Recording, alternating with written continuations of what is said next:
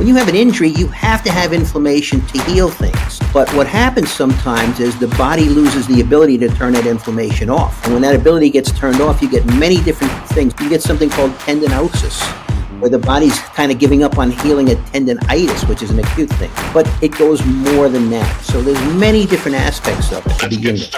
Today's guest is Dr. Joseph Purita, a leading regenerative medicine expert and orthopedic surgeon with over 40 years of experience. He's the medical director of the PUR-FORM Health Clinic in Boca Raton, Florida. And in today's episode, Dr. Purita shares valuable insights about the role of inflammation in aging, while also discussing regenerative medicine therapies like stem cells, ozone therapy, hyperbaric oxygen, and more. We have ways of turning genes on and turning genes off. And it's not just written in your genes, so to speak. If you really work at things, we can keep genes turned off. Genes that may cause cancer. But if you work hard, you exercise every day, you eat good, that's going to help turn some of these genes off that cause problems.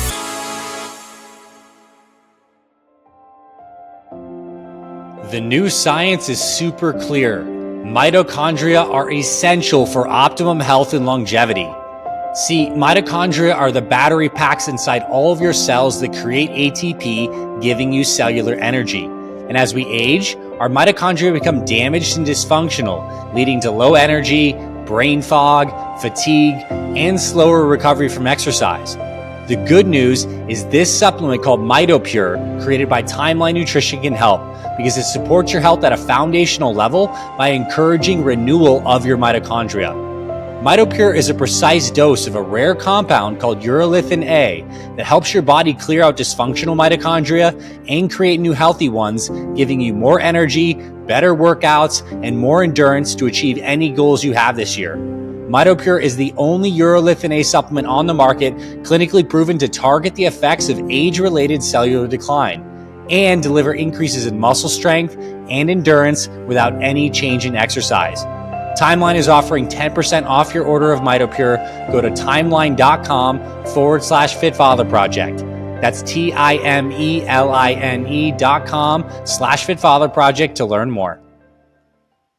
All right, Dr. Joseph Purita, welcome to the podcast. We are super happy to have you here.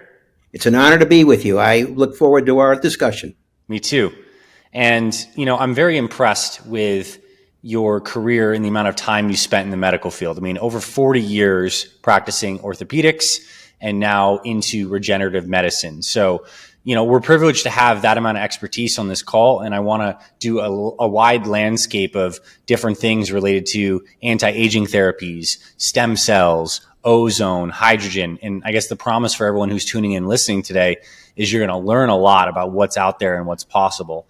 And I think a nice way to kick this off is, this term that's coming around is inflammaging, which is like inflammation and aging together. Can you explain the process of that, like what that is and why that's important in our understanding of longevity today?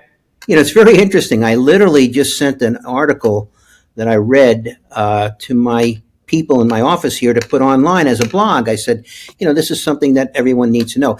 And I think this term was actually popularized. It was either I think it was Time magazine back in 2018 or something, where they talked about inflammaging, just as you said, where we have inflammation here, aging here, and they combine, and one kind of feeds in the other. What came first, the inflammation or the aging or the inflammation, the chicken or the egg? Mm-hmm.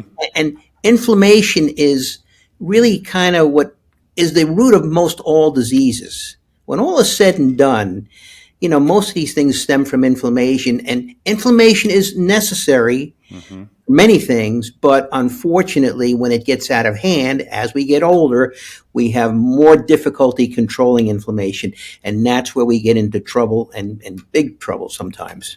For sure. And I guess I'd love to even take a step back from there and kind of explain that we have this immune system that has various cell lines that create responses to injuries or to foreign invaders. And that's what we call inflammations. You sprain your ankle, you have acute inflammation, which is actually part of the healing process. Exactly. But it's a different kind of inflammation with aging, right? Can you explain the difference between maybe like a sprain inflammation and what this inflammaging is kind of doing into our vital organs or circulation system, et cetera? Well, one of the things we can kind of go back down to, it's a very important concept, and let's try and explain it because it is somewhat scientific. It's something called immunosenescence. Now, Mm-hmm. what do we mean by that in English? Well, immuno refers to your immune system, and senescence means a type of cell. I call it a zombie cell. A lot of people Mm-hmm. do. And it's a cell that pretty much is no longer dividing, but it's not dying.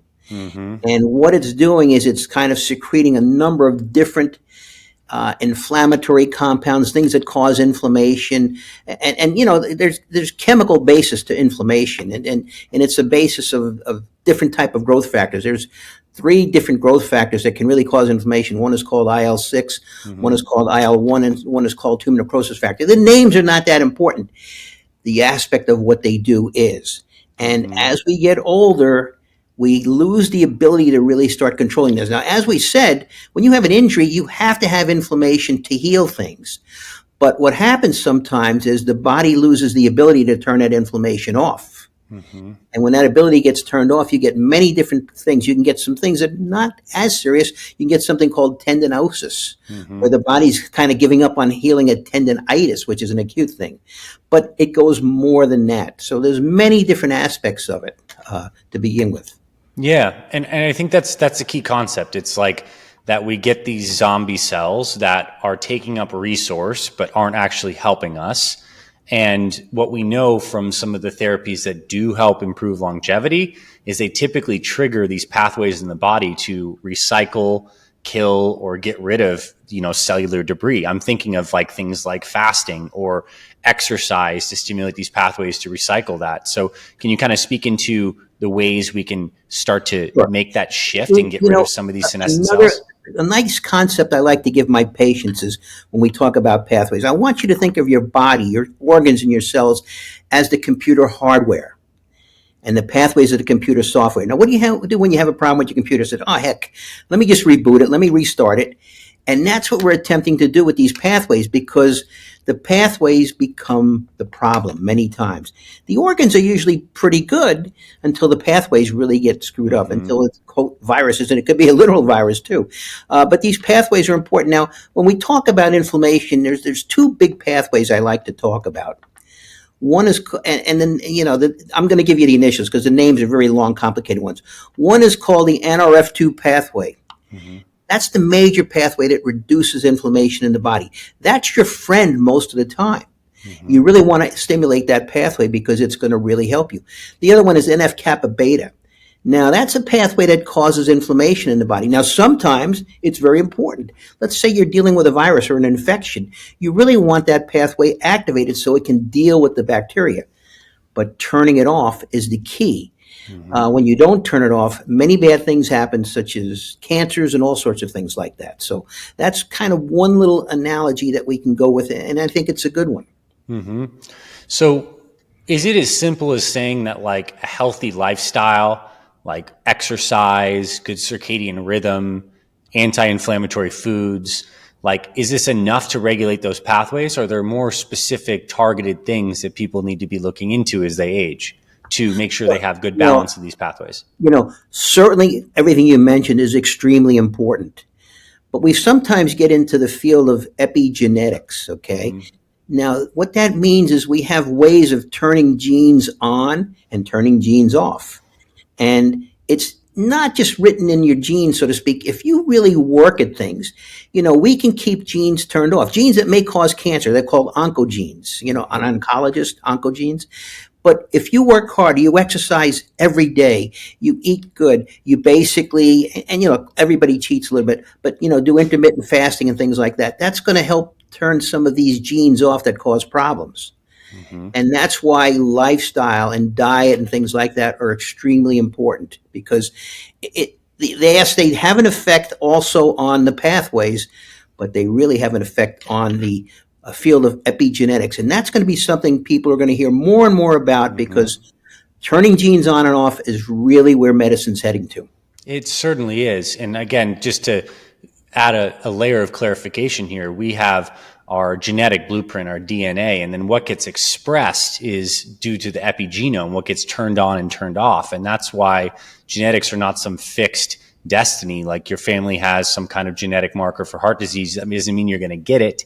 You might not express those genes if you're actually, or, if you have a healthy lifestyle. So I think it's a very empowering message. And it also is going to be the basis of some of the more precision medicine that you're doing.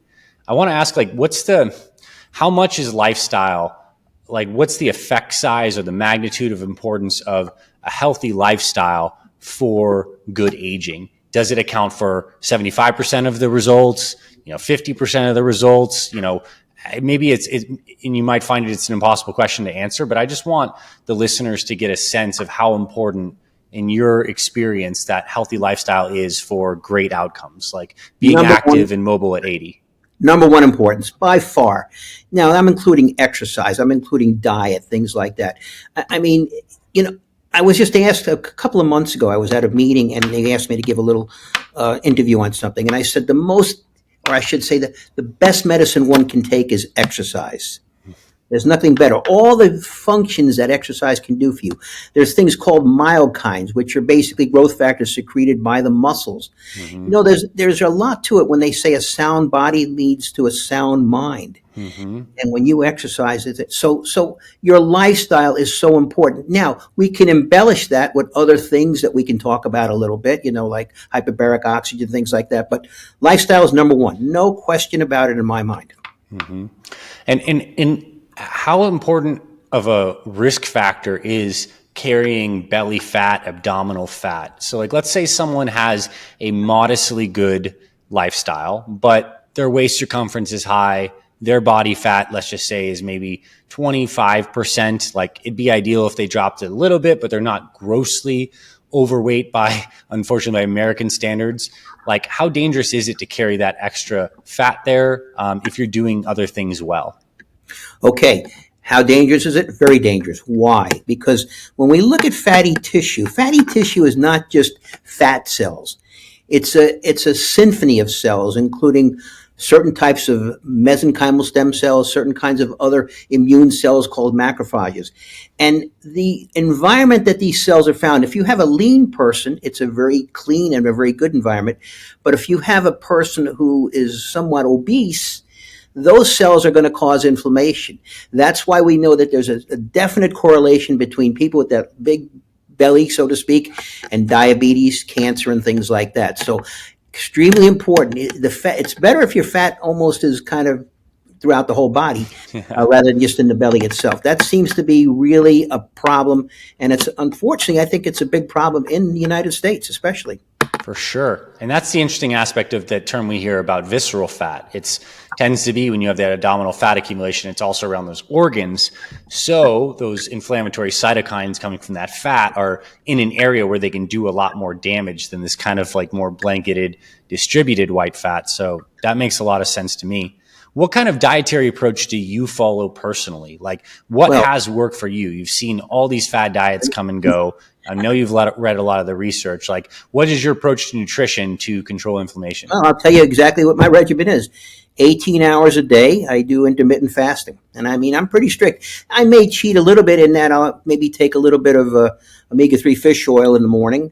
But other than that, I'm very strict about it. And until that 18 hours rolls around, I'm going to be strict. Now, I kind of have somewhat of a Mediterranean diet. I use a lot of olive oil. I mean, olive oil I think is very good for many different reasons.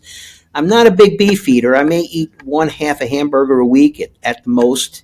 A lot of chicken, fish, shrimp, things like that.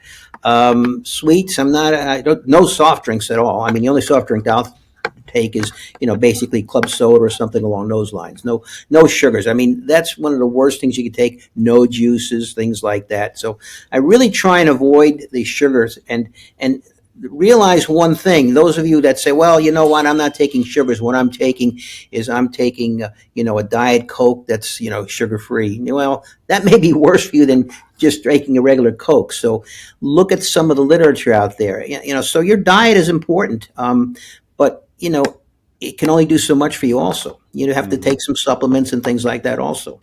Okay. I just want to do a quick plus, and it's not just because we're both Italian, but I also am on the camp from what I've seen in my own personal life and the research that getting a good, high quality extra virgin olive oil into your routine can be Absolutely. huge for it. I mean, and we're talking like single source country, probably in a glass bottle, maybe even advertises that it's rich in polyphenols. Like I'm making sure I'm getting that on like greens every day or just drizzling on anything. It's like, it's just good. It's just healthy. It's good for you, healthy, and it does so many good things. Now, I mean, I also make sure I eat a salad every day too, being Italian or something. But you know that those greens for so many different reasons are good for you. But the olive oil, you can't beat it. And the fish oil. One little trick I learned about fish oil is put it in your freezer and take it frozen. Better absorption, Oh, and it doesn't give you that fishy aftertaste. that's So cool. I one like little, that. And maybe yep, that's a nice transition into supplements. I mean, the fact is we live in a crazy landscape right now where there's so many different supplements that have some backing that could work, but like really there's probably a smaller subset of those that actually really move the needle, like fish oil, perhaps vitamin D, in certain instances, maybe a really high quality probiotic. But like, what are the supplements that you think are the more foundational core ones that you really believe in and that would work for a vast majority of people? okay, well, I wrote an article, I think about 2 months ago, my 12 go-to supplements. I mean, I Nice. take a handful every day of supplements, and that's, kind of gospel for me. So, what are some of the things I take? Well, I think you want to take something, a methylating agent. You want to get your homocysteine levels down. So, that's extremely important. I take an NAD Can you give precursor. people an example? So you can like methyl B vitamins Yeah, or something different. no, I take TMG, Yeah. trimethylglycine, very Yep. fairly inexpensive and works well. So Hmm. that's what I use. I mean, and that is a very important thing because that can really cut down homocysteine levels. And with some of the other supplements you take, you may need some methyl groups, which these things supply. Yeah, I don't want to pause there for a sec, because I think this will be a really valuable discussion, and like that does go along with the epigenetic stuff that you said before, because we use methyl groups to turn genes on and off, and many people do have those single nucleotide polymorphisms where they don't methylate well, or they have MTHFR or CYP, whatever the Right. other variant is, and so we do need some more methyl groups, and TMG is great. And actually, people that are getting into those like NAD boosting supplements actually have higher needs for something like TMG as well. So that's cool that you take that. Another common name for them too is, I believe, betadine or something like that. Yeah. Yeah, Yeah, it's in that's, betaine. Yeah. yeah. Yep. So betaine or so another thing I do is, like I say, I take an NAD precursor because Hmm. I don't think you can really take NAD orally too well. So the one I take happens to be NR, and I Yep. have a reason for that because if you look at the science, um, some people say, well, I want to take NMN because it basically is one step closer to NAD. The only problem is that has to be converted back to NR to get into the cell where it gets getting converted Right. again. So that's why I take that. But that's another one. Another one that I really am high on, urolithin A.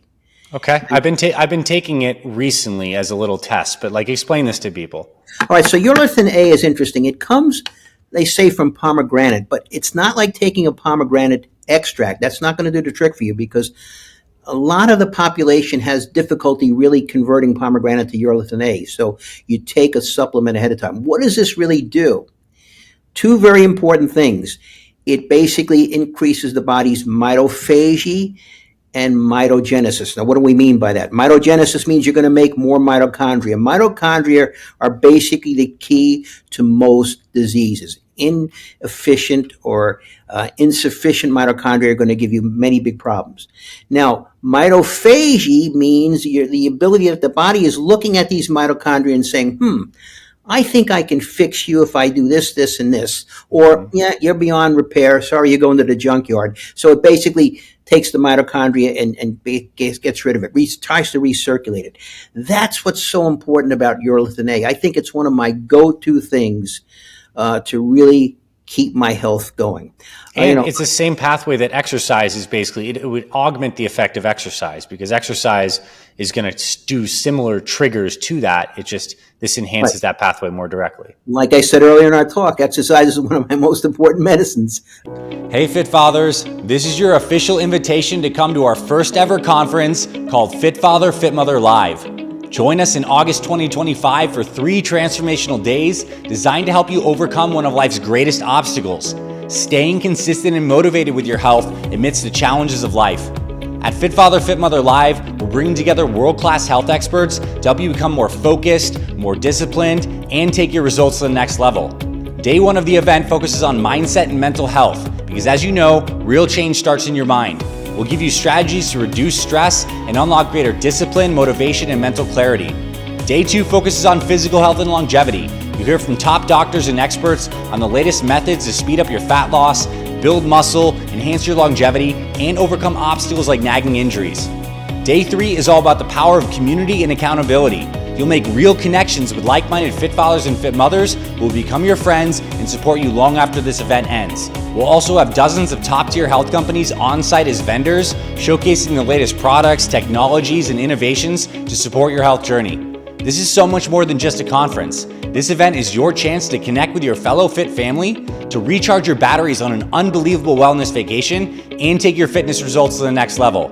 Don't miss out on the best fitness event of 2025. Register now at fitfatherproject.com/2025 to secure your spot today. Let's see, other things I like. Well, I like to also do something that will control my AMPK pathway, which is a major nutrient sensing pathway. It's a pathway that controls our blood glucose. So what do I take? I take something that contains some cinnamon and chromium, which helps. But more importantly, I like the supplement berberine.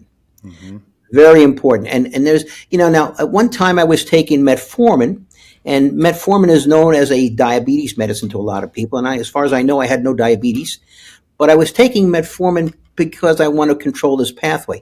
But when I really looked at the science, there's one thing that really disappoints me about metformin. It seems to nullify some of the effects of exercise. Yes, I've seen those studies too. Sad. Berberine does not do that. That's why berberine is one of my go-to things. And if you want to take it another step further, there's something called the TRIM, TRIIM study, which is actually a study that the FDA actually recognizes and says, hey, I think that this actually does reverse aging. This is from Dr. Greg Fahey. So this study used human growth hormone, DHEA, which is a simple supplement that can be bought anywhere, and metformin. Now, we actually in our office, we've kind of revised that a little bit. Instead of metformin, we're using berberine. We're using DHEA, and instead of HGH, we're using Simorlin. Okay. So that, I think, is a good combination, and it should work. And this affects the thymus gland, and thymus gland basically helps with our immune system. And when you get what they call involution of this thymus gland, as we age, it kind of doesn't work too well. If we can stimulate it, you're going to stimulate your immune system. You're going to get rid of that immune senescence. You're going to have a healthier patient. And these are nutraceutical triggers of AMPK. And just to kind of tie this holistically too, for someone, let's just say, if you didn't go ahead and buy a supplement or take berberine, like fasting and exercise also will create that low cellular energy state, high AMPK, do a lot of figures. So these things you're taking are really cool. And actually people call these supplements exercise mimetics in the sense that they work on the same pathways without you actually quote unquote needing to exercise. But I know from our discussion, you're still in the camp of like, we're exercising, baby. Oh, yeah. Every morning I'm up at 4 o'clock. I read a little bit, then I go out and do my 4-mile walk. Nice. Come back, do my elliptical for 25 minutes, getting my heart rate to close to 150, then swim, then get to the office. Nice. 7 days a week. That's awesome.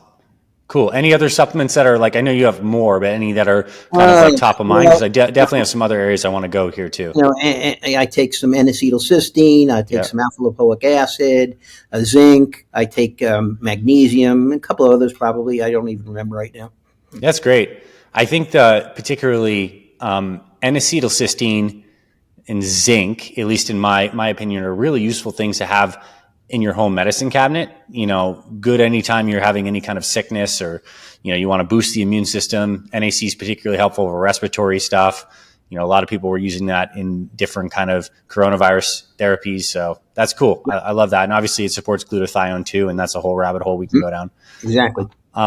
Okay. So I want to talk a little more about some of your clinical applications of regenerative medicine. Can you define what regenerative medicine means and how that comes to play with the orthopedic stuff that you help people with? Well, okay, so basically what regenerative medicine means, I mean, I'm kind of taking the word to define it, but we want to regenerate things. Now we can't cure arthritis. We're not going to say somebody, yeah, you're 65 years old, we're going to make your knee like you're 20 years old again, but we can make it better. And I tell patients that it does it by a couple of different ways. We can regenerate some of the cells, but we can hopefully arrest the process. And more importantly, perhaps, we can change the chemistry of the joint. Many times the joint is inflamed, and sometimes you can feel it, oh, it's hot and it's angry because these growth factors that are secreted, these cytokines, are basically inflammatory ones. If we put cellular therapy in there, it can basically eliminate a lot of that and it can balance it out. A lot of people say, oh, you have bone on bone, so you can never have any cell therapy work. Absolutely not the case. I mean, if you think about that, a joint replacement is basically metal on plastic. So it's the same thing, basically. So that's the thing. So, regenerative therapy is something that everyone can benefit with. Now, in some cases are not a case for it, obviously, and some patients are not candidates for it. But, I've been doing this for a long time. And I remember when I started doing it, people were throwing things at me more or less. I mean, figuratively saying, what are you, nuts? This is not going to work. This is stupid. You're an orthopedic surgeon. You're doing hocus pocus surgery. That's what I remember one guy said. Hocus pocus. I said, yeah, fine. And the common types of this, I'd love to get into this. Like if someone were like looking locally into someone that does regenerative medicine injections, in the case of orthopedics, it would be things like prolotherapy, platelet-rich plasma, or various forms of stem cell injections. Can you speak into those and the ones that you actually like to use? Sure. I'm sure it's a case-by-case basis, but I'd love a little explanation. Prolotherapy has been around for many, many years. Basically, prolotherapy uses high concentrations of compounds, be it dextrose or something along those lines. And what it's designed to do is create a local inflammation. And by creating a local inflammation, lo and behold, that can sometimes enhance the healing. So that's a good thing. And then we go to the next step, which is PRP. And that PRP means platelet-rich plasma. Now let's kind of go over the blood a little bit. The blood is composed of red blood cells, white blood cells, and plasma. And then it has some other things in here called platelets. Now, most people think, oh, the platelets, yeah, that's the stuff that just basically, when you get a cut, it just kind of, you put pressure on it, it makes a scab, and that's it. It helps heal things. It helps clot things, I should say. Well, that's the case, but not the case. In this, yes, that's what it's for clotting. But really what it does is it releases growth factors. And that's the key, okay? It releases growth factors. So when I talk to someone about regenerative therapies, I say the platelets, I want you to think of us planting a garden. And in a garden, you have soil, you have seeds, and you have fertilizer.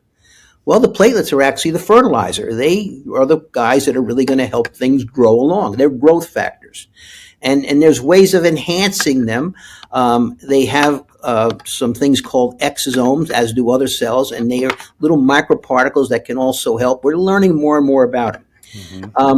So the next thing that we have is we have stem cells. Now, I don't like the word stem cells because when we do a procedure, it's more than just stem cells. It's a symphony of cells, okay?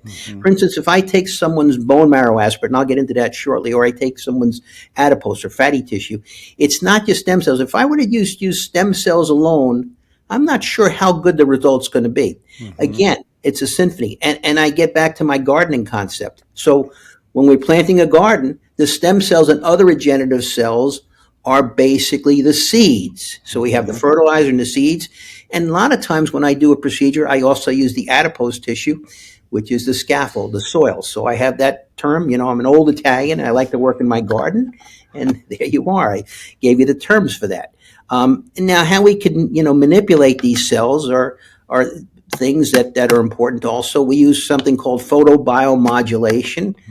What does that mean in English? It means that we use light therapy. Basically, certain wavelengths of light can affect cells in a very beneficial way. And by subjecting these cells to that prior to injecting them in the patient can make some big differences. And so, I'm grateful to have experienced this myself. I've had bone marrow aspirated from my hip, then used a laser on it, and then re-injected into my knee. Is that, I'm sure you have your own protocols, but is that more or less one kind of like option and fairly similar? Very much so. So, for instance, when we take it from the pelvis because that's the richest source of stem cells in the body. Mm-hmm. Then we actually have a light that we've invented. It's called a PUR-FORM light, where it has different wavelengths of light that we can subject it to. The most important wavelength, I'm thinking, for most cellular therapies is red light. Now, why is red light so important? Well, red light stimulates the mitochondria. It actually, when you really want to get technical, there's something called the electron transport chain, and that's something we remember from high school, et cetera, the Krebs cycle. But it helps make ATP, which is the body's energy currency. Mm-hmm. And it basically stimulates an enzyme in the body called cytochrome C oxidase. Mm-hmm. Makes more ATP. More ATP is going to mean that that cell has a little better chance of surviving. You know, most of the stem cells that we use are not going to last very long, but if we can get them to survive a little bit longer, to release their chemokines and cytokines and things like that, it's going to give us a little better chance of success. Nice. It's so, I think this is actually one of the great frontiers in medicine is like photobiomodulation. We're going to be using light for all sorts of things. And it's so cool to me that we have receptors for, you know, all the different kinds of light. We have like melanopsin proteins in our skin and in our eyes for like blue light. And I think we're going to see so many more applications of light therapies. And it's awesome that in your clinic, you're using this to a big extent. Actually giving a talk on that in December at the American Academy of Anti-Aging Medicine in Las Vegas. Awesome. That's super cool. Okay, so have you personally like benefit from PRP or stem cells? Like, do you have any kind of stuff you've had in your history? And you don't have to share if it's too personal. I know I put you on the spot. No, I have no reason. You know, I've had some problems with various joints. I can tell you, in my walk in the dark, of course, you know, because I'm leaving the house around 4 something, I tripped on a sprinkler head once. And lo and behold, I dislocated my shoulder. So I told my wife, you better drive me to the ER. I think they're going to have to pull it in. So they pulled it in. And of course, I went to my office that day and did some work. And I had a little sling that I wore for about 2 or 3 days. But yes, I gave myself a number of PRP injections and some other things. And I also put myself on some peptides. Because peptides, we can get into that if need be, can enhance the healing. I used in particular BPC 157 and TB 500 enhance the healing, and it made a big difference for me. I mean, did I get an MRI of my shoulder? No, because I basically am an orthopedic surgeon. Figured, okay, I probably tore the rotator cuff, and this has really made a big difference for me. So I can, you know, move my arm all around and not have a problem. That's excellent. And, you know, I think it would be nice to take a little foray and talk about peptides, because that's certainly a buzz phrase that's coming out here. And like definitionally, you know, a peptide is a small protein, a series of amino acids. So there's so many things that are peptides, but there's common ones that we hear people using. And the two you just mentioned, BPC 157 and TB, I believe is 500, TB 400, TB 500. Yep.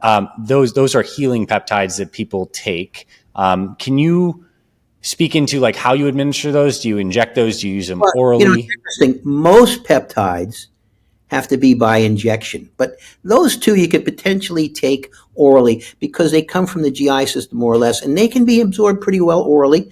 I mean, you may get a little better result possibly by injection, but I'm not sure if it's that big a deal. Now, one other peptide we should mention to the audience, because there are a lot of them are familiar with it, is glutathione, which is also considered a peptide. So, and then the other thing that people wouldn't realize is the new semaglutides, another bunch of peptides. Yeah. GLP-1. So, you know, those, my friend is taking that to lose weight. Yeah. So they do work. I mean, there's no question about it. Yeah, that is super cool.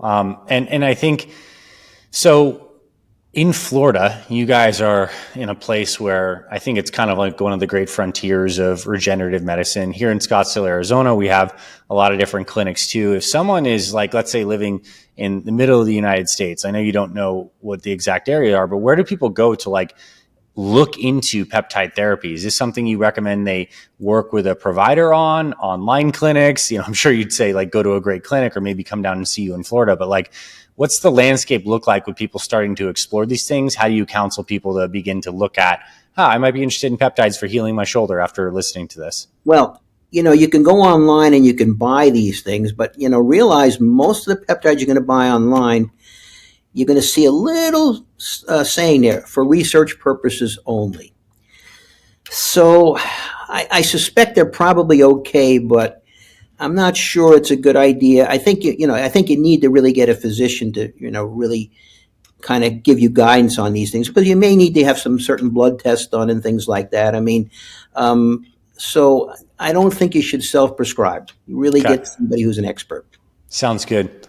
Now, the last area I want to cover is some of these, what you like to term gaseous therapies, using things like ozone, driving oxygen with hyperbaric, and maybe even hydrogen. And I'm really fascinated by this. And I don't have a ton of experience in this area. So I would love to kind of take these one by one and get people to understand these options that are available, maybe even starting with hyperbaric oxygen therapy. Okay, let's talk a little bit about hyperbaric oxygen. So, very interesting. So, what happens is you can breathe in oxygen. You can breathe 100% pure oxygen, but you can't get any more than the blood will allow you to take with the hemoglobin, because that's what really binds the oxygen. So you can breathe 21% oxygen, 100%.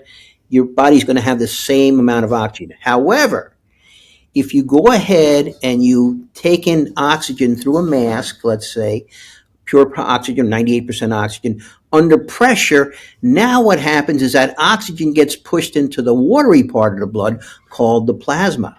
And that's how you now are able to deliver more oxygen to the tissue, because it's dissolved in that and it kind of releases itself.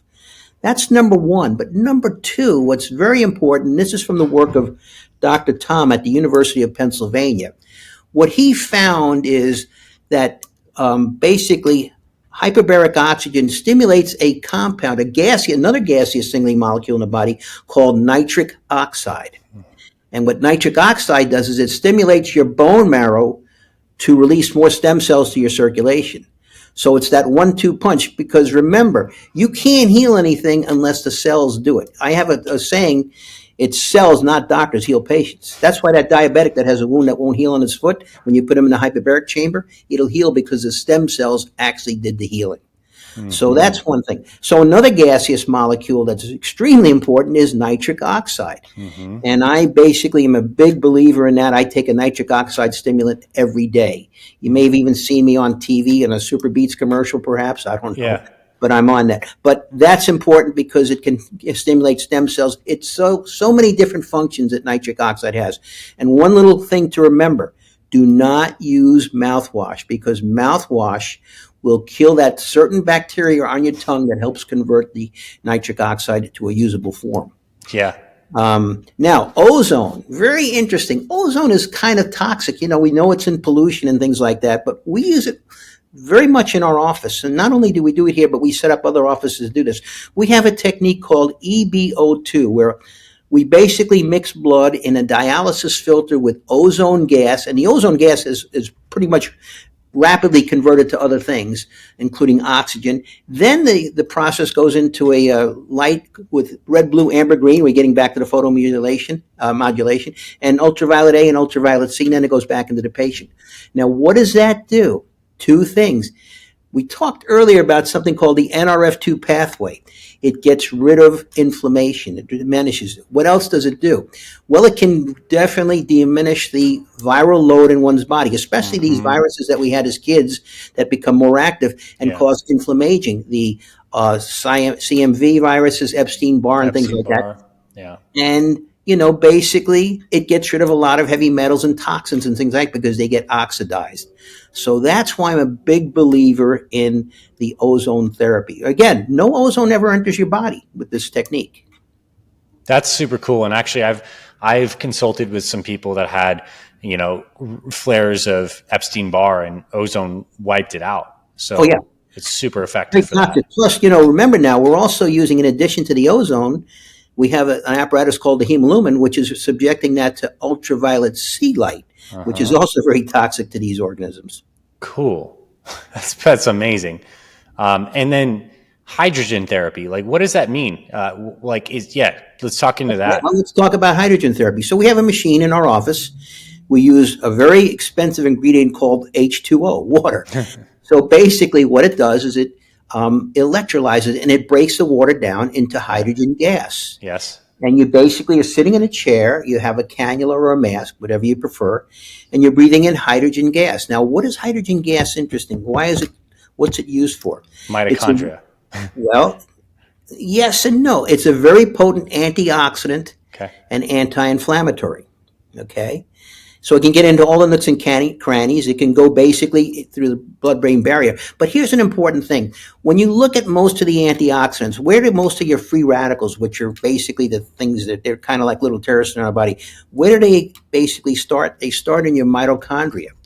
And most of these antioxidants can't penetrate the membrane of the mitochondria.